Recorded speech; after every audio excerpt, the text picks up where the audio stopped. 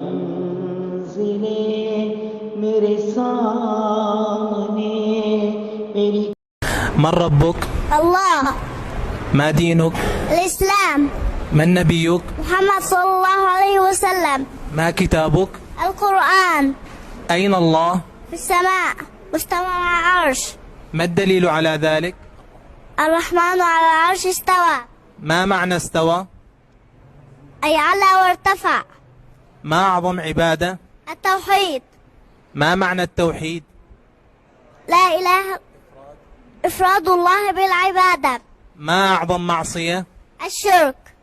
ما هو الشرك؟ عبادة غير الله مع الله. ما هي كلمة التوحيد؟ لا إله إلا الله. ما معنى لا إله إلا الله؟ لا معبود بحق إلا الله. لماذا خلقنا الله؟ نعبده وحده لا شريك له. كم عدد أركان الإسلام؟ 5. ما هي؟ شهادة أن لا إله إلا الله وأن محمد رسول الله، إقام الصلاة وإيتاء الزكاة وحج البيت ما استطاع إليه سبيلا وصوم رمضان.